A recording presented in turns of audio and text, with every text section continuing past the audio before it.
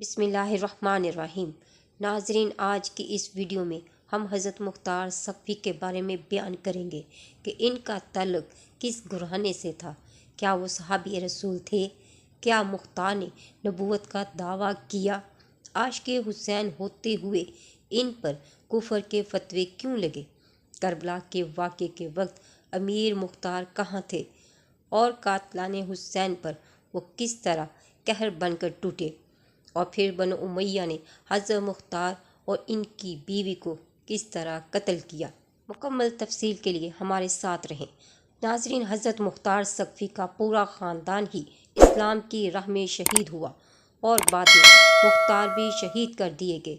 جناب مختار سقفی تاریخ اسلام کے ان چند حکمرانوں میں سے ایک ہیں جنہوں نے بنو امیہ کی ظالمانہ ملوکیت کے خلاف نہ صرف آواز بلند کی بلکہ تلوار بھی اٹھائی اور کربلا میں حضرت امام حسین علیہ السلام کی شہادت کا بدلہ لیا، اور ہزاروں بنو امیہ قاتلان حسین کو واصل جہنم کیا، جس میں شمر بھی شامل تھا جس نے امام حسین علیہ السلام کا سر جسم سے علیحدہ کر کے نیزے پر دمشق بھجوایا تھا، اور حرملہ بھی جس نے امام حسین کے 6 ماہ کے بیٹے علی اصغر کو تیر سے شہید کیا تھا۔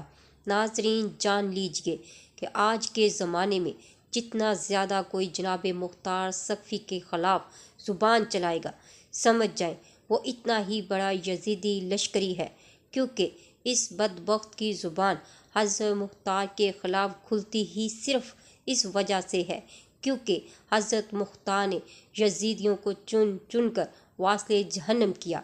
حضرت مختار سقفی نے ان سب دشمنان اہل بیت کو نشان عبرت بنایا۔ چونکہ حضرت مختار سقفی نے بنو امیہ کے یزیدیوں کو چن چن کر واصل جہنم کیا تھا، حضرت مختار کی شہادت کے بعد بھی بنو امیہ کے یزیدیوں کی حکومت طویل عرصے تک قائم رہی، تو بعد میں انہی حکومتوں کے زیر سرپرستی میں جناب مختار کے خلاف سخت پروپیگنڈا کیا گیا، بالکل ایسے ہی جیسے بنو امیہ کی بادشاہیت میں مولا علی علیہ السلام کی شہادت کے بعد امیر المومنین مولا علی علیہ السلام کے خلاف پروپیگنڈا کیا جاتا تھا۔ ان کے نام سے حدیث روایات کرنے پر پابندی تھی۔ جس بچے کا نام علی ہوتا اس کو شہید کر دیا جاتا، اور ممبروں پر مولا علی علیہ السلام پر سب و شتم کیا جاتا تھا، جیسے کہ امام ذہبی لکھتے ہیں۔ امام الاوزاعی کو کہتے ہیں، ہمیں تحفے طائف اس وقت تک نہ ملتے جب تک ہم حضرت علی کو منافق نہ کہتے اور ان پر تبرہ نہ کرتے۔ اندازہ کریں، بنو امیہ اور ان کے حواریوں کے سامنے جب مولا علی کی کوئی حیثیت نہ تھی تو ان کے آگے مختار کی بھلا کیا حیثیت ہو سکتی ہے۔ حضرت مختار کے خلاف بھی وہی کیا گیا جو مولا علی کے خلاف کیا گیا۔ بنو امیہ کی اس حکومت نے حضرت مختار کے متعلق پروپیگنڈا شروع کر دیا اور گلیوں بازاروں میں مختار کے متعلق جھوٹ پھیلا دیا گیا کہ مختار ایک جھوٹا، فاسق، فاجر، کافر اور داعی نبوت ہے۔ مختار کے خلاف جھوٹی روایات گھڑی گئی۔ یہی وجہ ہے کہ مختار کے خلاف جتنی روایات ملتی ہیں ان میں اکثر روایات کے راوی اموی ہی ہیں، لیکن کوئی بھی ایسی صحیح سند روایت کا وجود نہیں ہے جس میں مختار کے متعلق وضاحت موجود ہو کہ وہ داعی نبوت تھے۔ مگر غور طلب بات یہ ہے کہ یہ سب پروپیگنڈا مختار کی زندگی میں نہیں بلکہ ان کی شہادت کے بعد کیا گیا، کیونکہ پروپیگنڈا کرنے والے جانتے تھے کہ موت کے بعد کوئی بھی واپس آ کر نہیں پوچھتا کہ تم نے میرے بارے میں کیا کیا غلط باتیں پھیلائی۔ بنو امیہ کے اسی پروپیگنڈا کے اثر کو امام ترمذی یوں تحریر فرماتے ہوئے لکھتے ہیں، یقال الکذاب ھو المختار بن ابی عبیدہ، لوگوں کی طرف سے کہا جاتا ہے کہ مختار جھوٹا ہے۔ مختار نے 13 سال کی عمر میں جنگ جسر میں شرکت کی، جس میں انہیں اپنے والد اور 3 بھائیوں سے ہاتھ دھونا پڑا۔ کم عمری کے باوجود مختار اس جنگ میں میدان میں جانا چاہتے تھے، لیکن ان کے چچا سعد بن مسعود نے انہیں اس کام سے روکے رکھا۔ مختار کے چچا سعد بن مسعود، جو حضرت علی علیہ السلام کی طرف سے مدائن میں گورنر منصوب ہوا تھا، اس نے خوارج کے ساتھ جنگ میں مختار کو مدائن میں اپنا جانشین مقرر کیا اور خود جنگ کے لیے نہروان کی طرف چلے گئے۔ معاویہ کے دور میں مختار بصرہ جا کر بصرہ والوں کو امام حسین علیہ السلام کے حق میں آمادہ کرتے تھے۔ اس وقت عبید اللہ بن زیاد معاویہ کی طرف سے بصرہ میں گورنر منصوب تھا۔ اس نے مختار کو گرفتار کر کے 100 کوڑے لگائے، جس کے بعد مختار طائف واپس آ گئے۔ حضرت مسلم کی شہادت کے بعد ابن زیاد مختار کو بھی شہید کرنا چاہتا تھا، مگر عمرو بن حریث کی وساطت سے مختار کو امان مل گئی، لیکن تازیانے کے ذریعے مختار کی آنکھوں پہ حملہ آور ہوئے اور ان کی آنکھ کو زخمی کر کے اسے زندان روانہ کیا۔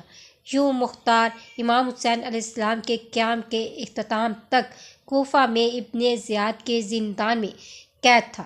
واقعہ کربلا کے بعد جب اسیرہ کو کوفہ لایا گیا تو ابن زیاد نے امام حسین علیہ السلام کے حامیوں ان جملہ مختار کو امام حسین علیہ السلام کے سر کو دکھانے کے لیے دربار میں بلایا۔ اس موقع پر مختار اور ابن زیاد کے درمیان تلخ کلمات کا تبادلہ ہوا اور مختار نے امام حسین علیہ السلام کا سر دیکھنے کے بعد بہت گریہ زاری کی اور اپنے سر پر ضربے مارنے لگا۔ مختار نے امام حسین علیہ السلام اور آپ کے باوفا اصحاب کے خون کا بدلہ لینے کے لیے کثرت سے قیام کا آغاز کیا تو کوفہ کے شیعوں نے بھی مختار کا ساتھ دیا۔ مختار نے اس قیام کے دوران شمر بن ذیلجوش، خولی بن یزید، عمر بن سعد اور عبید اللہ بن زیاد جیسے کئی دوسرے افراد کو جو کربلا کے واقعے یا اس سے مربوط و ملوث تھے، سب کو واصل جہنم کیا۔ اس قیام میں ابراہیم بن مالک اشتر نے بھی مختار کا ساتھ دیا اور وہ مختار کی فوج کے سپہ سالار تھے۔ قیام کے بعد 18 ماہ کوفہ پر حکومت کرنے اور 3 گروہ شام میں بنی امیہ، حجاز میں آل زبیر اور کوفہ کے سرداروں سے جنگ کرنے کے بعد آخر کار 14 رمضان 67 ہجری قمری کو 67 سال کی عمر میں معصب بن زبیر کے ہاتھوں قتل ہوئے۔